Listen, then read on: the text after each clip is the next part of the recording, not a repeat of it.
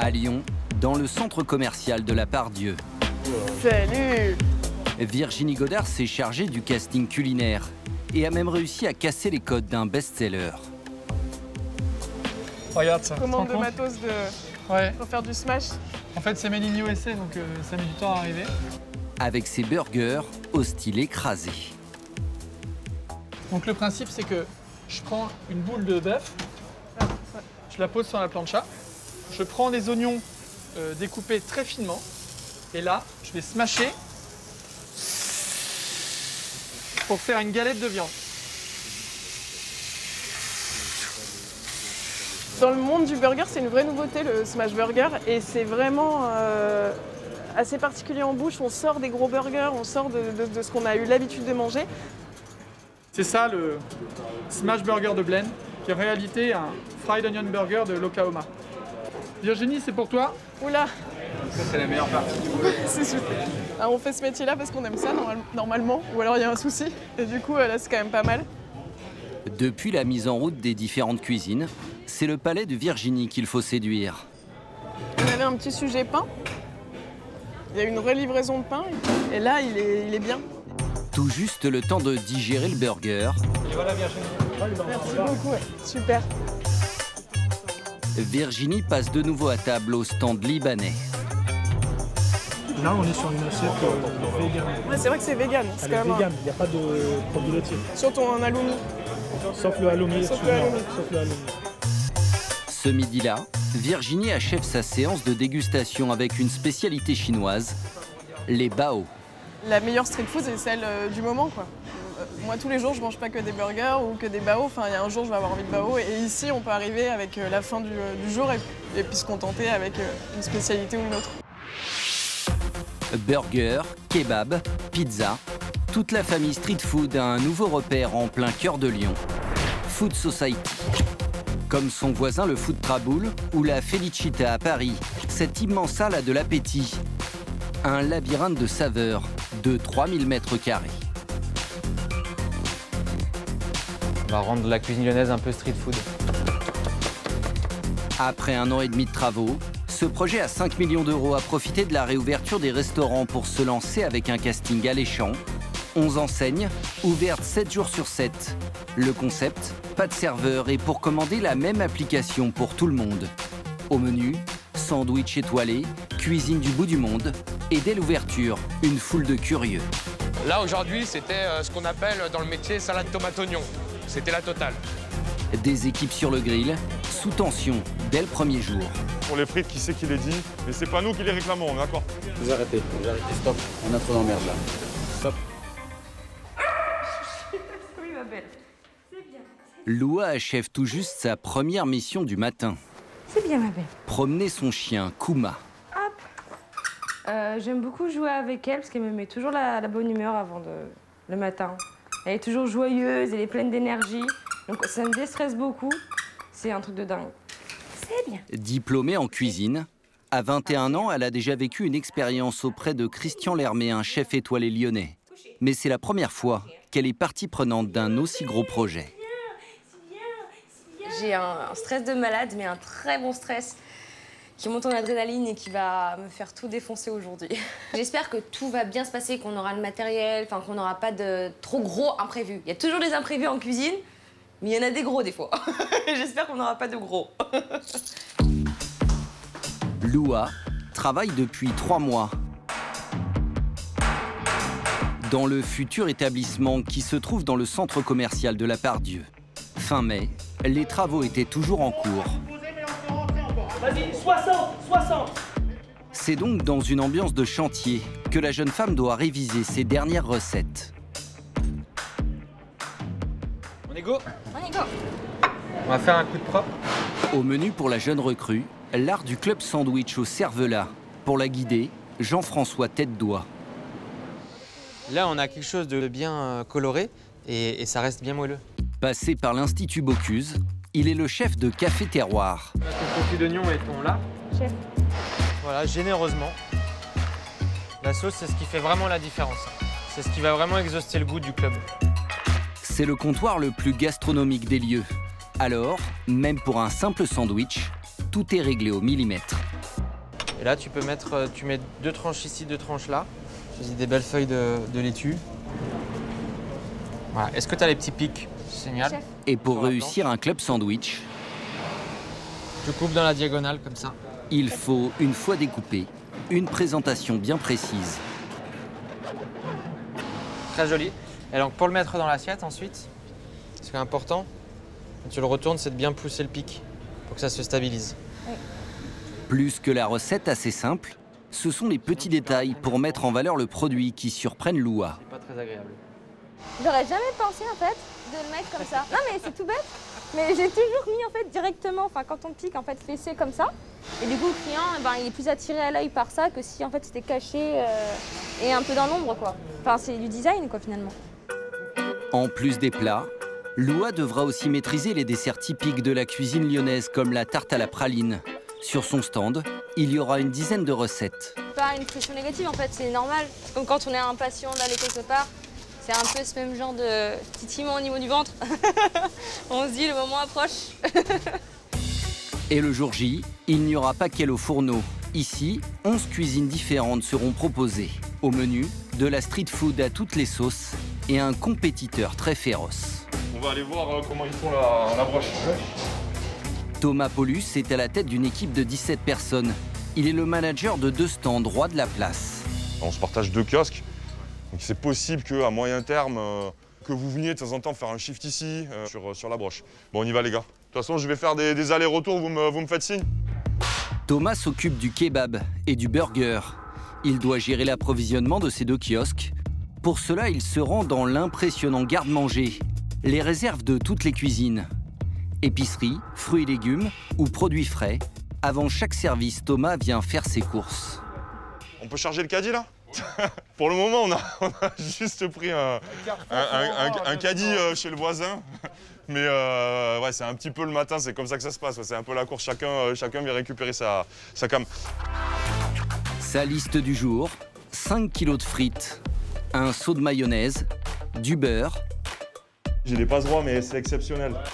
Et surtout, 40 litres d'huile. De quoi faire une 50aine de burgers pour se rôder. Avec sa double casquette. Tu m'as mis 40 litres? Thomas s'est mis une petite pression. Moi, mon objectif, c'est qu'on soit numéro 1 ici, clairement.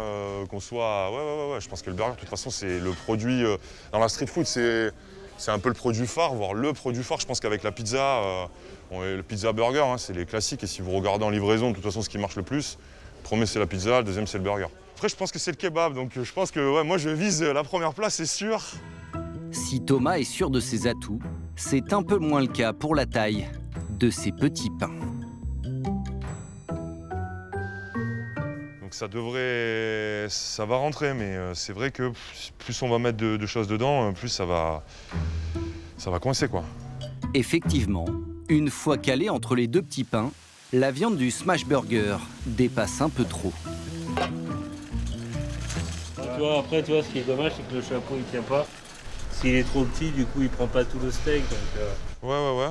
Mais avec un steak, c'est bien. Ouais. Je pense que si on fait le double, ça va peut-être en faire un peu beaucoup.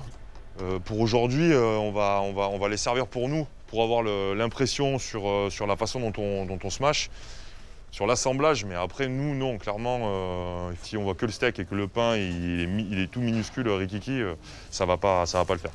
En plus de toutes les recettes, l'établissement a aussi misé sur un autre accompagnement pour séduire les clients, une décoration à l'accent belge.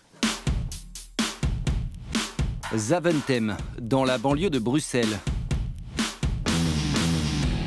Moto, blouson de cuir, le style classique du biker.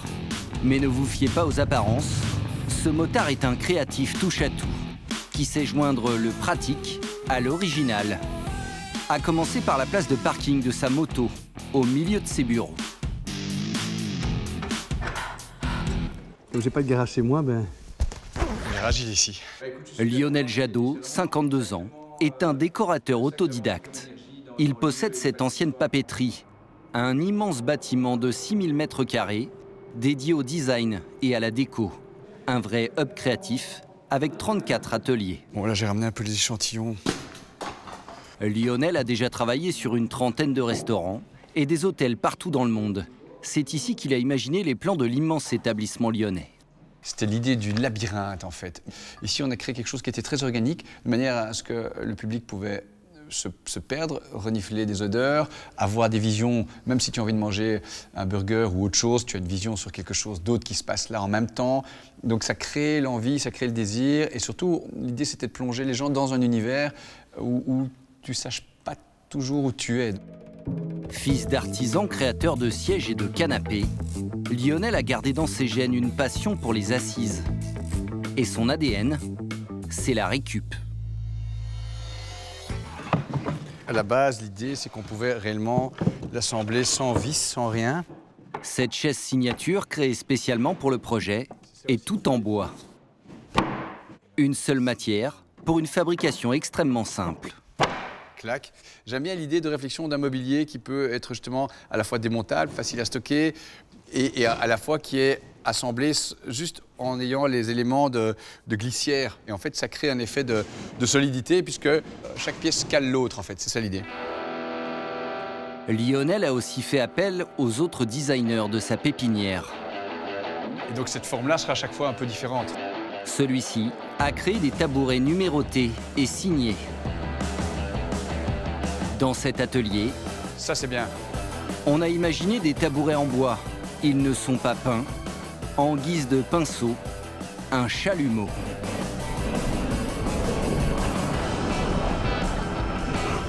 Ouais, c'est bien. Il n'y a pas de produits chimiques dedans, c'est ça qui est chouette.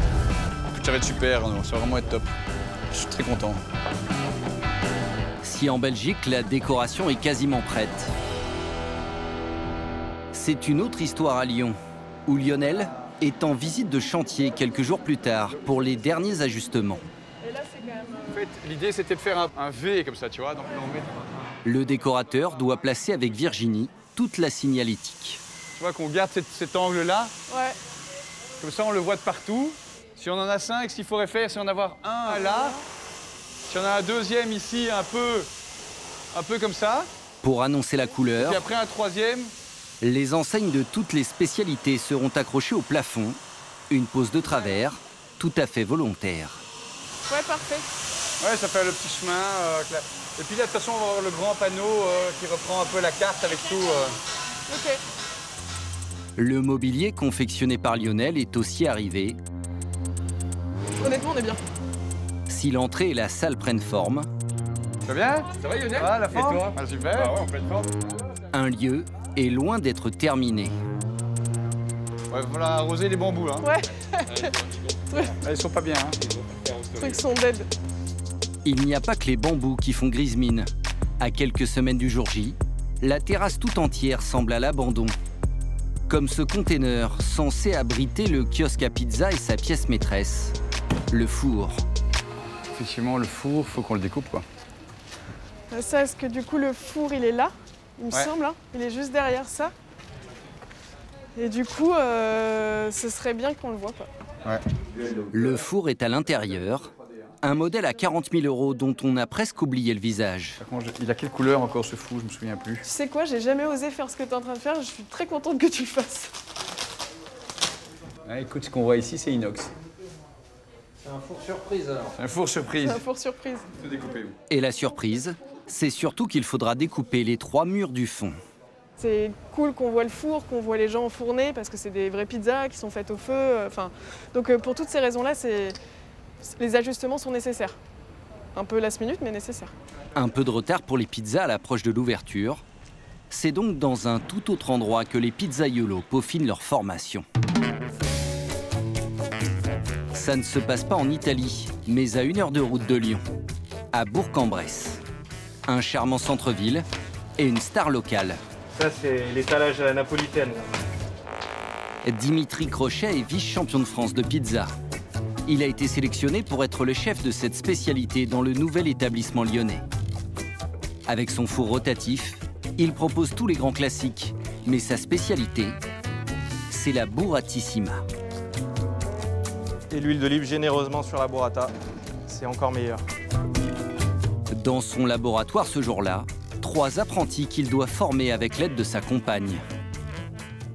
L'objectif, c'est de créer un paradis pour les levures, comme je vous avais expliqué. Donc avec de la farine, de l'eau et de la levure uniquement. Au programme, cours de pâte à pizza. Et il vaut mieux être bon en maths.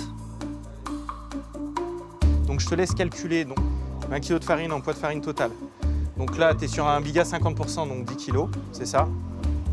Encore, il est sympa de te laisser la calculette. Hein. Normalement, c'est tout de tête. La suite est encore plus technique. Cette étape se passe en cuisine, près du four. Allez hop. Donc l'étalage de la pizza ronde, c'est vraiment le geste à apprendre. C'est le geste le plus technique et c'est le geste sur lequel on va passer le plus de temps cette semaine. Toi, Philippe, c'est ta première fois. Donc tu vas voir, c'est un petit peu rock'n'roll. C'est un geste à apprendre, il faut répéter, répéter, répéter. Philippe, le petit nouveau, est le futur manager du stand des pizzas. Et comme ses équipes, il doit apprendre à manier les bâtons.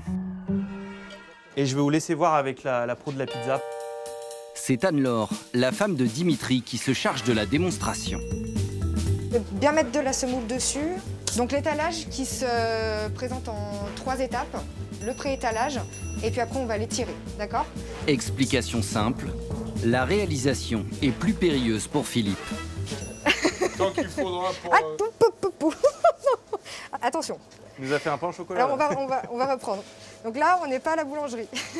Pardon. Les boules de pâte se manient avec une extrême précaution. Avant de donner sa forme à la pizza en modelant le contour, le fameux cornicione, le trottoir en italien. On va tracer le cornicione, donc assez épais. Alors non. Là du coup, tu m'écrases le cornicione. Ah ouais, d'accord. D'accord? Philippe n'a pas encore le coup de main, mais heureusement, il ne sera pas seul en première ligne le jour J. Après, en règle générale, c'est plus le chef de production avec les pizzaiolos qui le feront. Et c'est vrai que je serai amené à relever mes manches et à les aider quand on aura beaucoup de clients. Voilà. Encore du travail, mais ce n'est plus le moment de reculer. Le compte à rebours est lancé. Ah ouais, faut en passer, Lyon, le 9 juin dernier, veille de l'ouverture. Pour être en haut de l'affiche, l'établissement a fait appel à Benjamin Peloux, spécialiste de l'affichage sauvage. Voilà, ça fait partie des super bons spots de Lyon, puisqu'on est à 1 minute de Bellecour. Il y a plein de terrasses environnantes, plein de commerces. Donc une rue bien passante. Donc forcément, c'est un peu le nerf de la guerre, tout le monde veut être visible ici. Et il faut repasser plusieurs fois par jour pour vérifier. Une stratégie en plein dans la thématique urbaine du food market. Punchy et en plus économique. 70 centimes pour une affiche, de quoi quadriller toute la ville. Benjamin a même des petits formats, très utiles. Vous faites du babysitting, vous laissez votre numéro à la boulangerie. Et là, c'est un peu pareil, vous pouvez prendre l'adresse, ça vous fait un petit pense-bête. Pour cette campagne, Benjamin ne cible pas que les beaux quartiers. On a des petits plaisirs dans la vie, ça fait toujours du bien. Mais aussi ce type de carrefour, embouteillé matin et soir.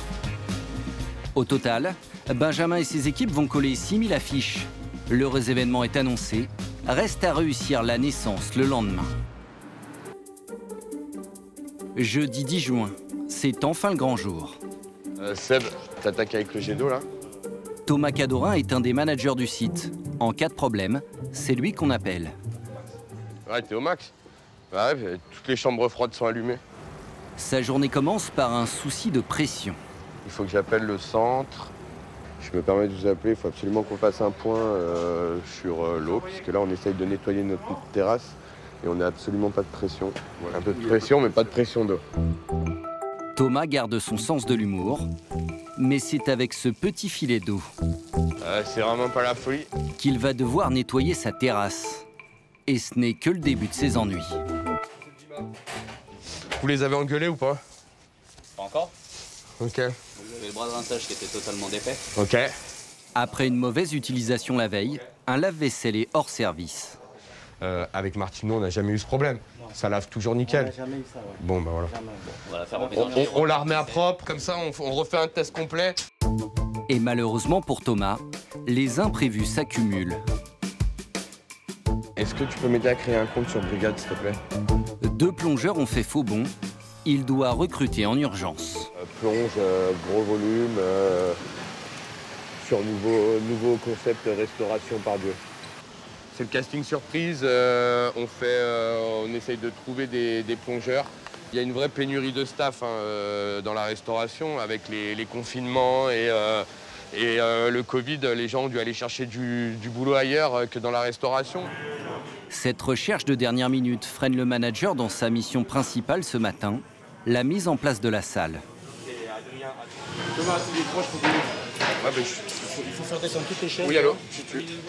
Et cela commence à inquiéter son supérieur, surtout que la liste des couacs n'a pas fini de s'allonger. C'est moi qui la monte là? Cette fois-ci, c'est un oubli sur le kiosque à glace. Il faut déplacer l'enseigne pour fixer le menu. On ouvre à 11h30, il nous reste à peine 1 heure. Ouais, 1 heure pour sauver la planète, généralement ça se fait. J'ai appelé Spider-Man, il arrive. Là, il y a Spider-Man. Ouais. Vous arrêtez, stop. On a trop d'emmerde là. Stop. On a trop d'emmerde à gérer, on n'a pas le temps à vous contacter. Les managers ne sont pas d'humeur. À l'approche du top départ, pour les jeunes recrues aussi, le rythme s'accélère. Vous avez entendu ou pas? La plonge elle marche pas, il y a un problème pour l'instant, faut tout faire à la main. Un contretemps très gênant pour Loua. C'est sur son stand spécialisé dans la cuisine du marché qu'il y a le plus de préparation. C'est pourquoi ça? En fait, les légumes n'ont pas été blanchis pour le sol du jardin. Et j'ai plus rien, du coup Les légumes n'ont pas été blanchis? Non, non. Ah ouais, bien. Ah oui, non, c'est bien, ouais. Malgré l'aide de son chef, pour son baptême du feu, Loua s'en mêle un peu les fourneaux. Attends, Loua, tu fais quoi là? Sur la baie en fait, et c'est juste pour faire une glaçante, j'ai rien. Et tu l'as là, ta glaçante? Non, une glaçante, Ah non, oui. non, mais attends, t'es malade, moi j'ai besoin de cuire les pommes de terre là. Non, la casserole là, tu la laisses, on va la mettre là-dessus. Et on va vraiment faire cuire les pommes de terre. Je vais chercher. J'espère trouver. Avec la plonge au ralenti, Loua manque de casserole. Mais à quelques minutes de l'ouverture, vous avez un bac pour que je puisse faire une glaçante pour mes légumes, pour les refroidir? à chacun ses problèmes. Et ouais, non, franchement... Ah non, mais c'est pas grave. Le burger n'est pas prêteur. Je te pousse un peu ce que t'as pas besoin, comme ça tu peux gratter tranquillement. Car Thomas est stressé par un absent difficile à remplacer. On ouvre dans 5 minutes et on n'a pas encore reçu le pain. On en a un peu pour dépanner là, mais normalement c'est pas le pain qu'on doit utiliser. C'est sûr que si dans une demi-heure ou 3 quarts d'heure je n'ai pas mes pains, ça sera problématique. Et derrière le rideau, les premiers curieux sont déjà là. Ouais les gars, bonne nouvelle, c'est bon, on a les pains. C'est pas censé être la bonne nouvelle, en fait, c'est juste ce qui doit être naturel tous les matins. Et donc c'est bon, on va ouvrir, on a les pains juste à temps, ils sont parfaits. Midi, l'heure du lever de rideau tant attendu. Ça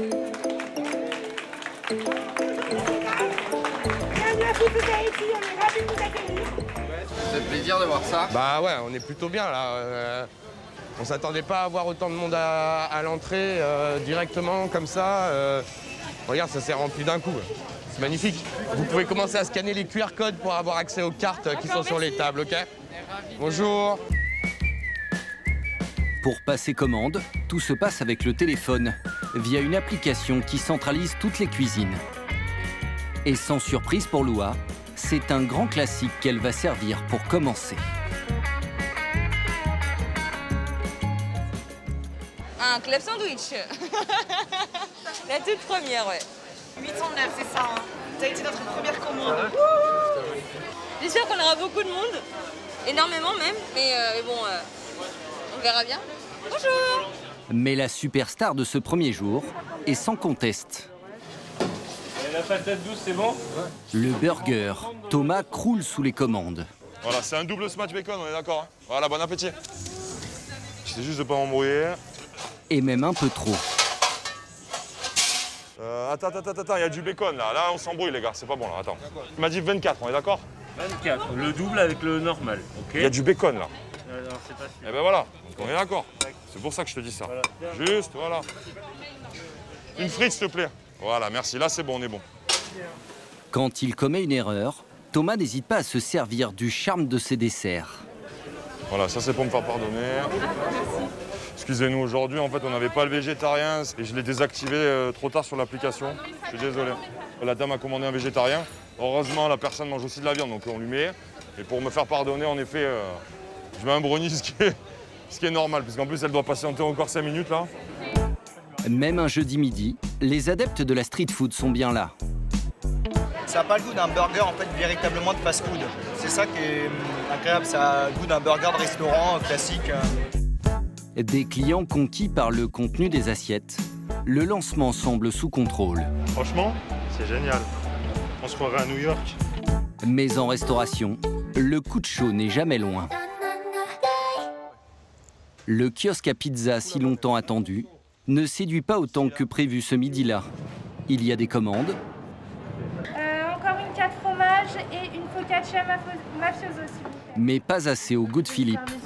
Non, là on fait pour attirer un petit peu le monde à l'extérieur, on leur fait déguster un petit peu nos pizzas pour que ça fasse un peu fluidifier et voir notre beau kiosque.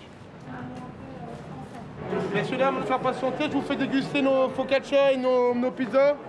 Je vous laisse prendre une petite part. Une séance de dégustation improvisée. Vous avez la margarita, vous avez la haute. Une bonne idée qui va malheureusement se retourner contre lui. Allez-y, je vous en prie. 45 minutes? Oui, c'est pas normal. Mais il doit y avoir un souci informatique, on arrive, je vais m'occuper de vous, madame. Cette cliente d'origine italienne a commandé une quiche et un burger, pas sûr que la pizza calme son impatience. 45 minutes d'attente pour la commande. Bon, à part ça, tout va bien. Moi, j'espère, je vais goûter ça, c'est vraiment très fort. Le fromage, c'est un peu comme du chewing-gum, mais nous, on est un peu exigeants quand même. C'est hyper fort, mais heureusement, j'ai commandé autre chose. Difficile de plaire à tout le monde, mais le lieu n'a pas raté sa mise en route pour autant avec 2500 repas servis ce jour-là. De quoi rendre un peu folle. Barbara, t'en as encore des tickets qui sortent L'application pour commander. J'ai encore des smash burgers. Et là, t'as encore des smash. Donc je vais voir 10, 103, 301. Les tickets de burger sortent en double sur tous les stands. Je suis désolé, c'est des bugs informatiques. Hein, c'est des bugs informatiques. Quand vous voyez qu'à trop de temps, venez, normalement c'est un quart d'heure maximum. Et nous, on n'a pas eu l'info, je suis vraiment désolé. On va vous donner un petit brownie. Tom, est-ce que tu as eu ce ticket 103 031? Ouais, il est là. Il est là, ok, parce que putain, il y a des bugs, hein, mais on les gère. Mais c'est bon, mais l'important c'est que vous les ayez. Ça pourra pas être plus dur que ce matin. Et puis voilà, ça va se régler, je suis vraiment pas inquiet. On ouvre quand même 10 cuisines en même temps, quoi. Plus avec des nouveaux systèmes informatiques, des QR codes et tout ce qui va avec. Le pari est énorme. Ce lancement à peine digéré, l'enseigne remettra le couvert dès l'an prochain, avec 2 ouvertures à Paris.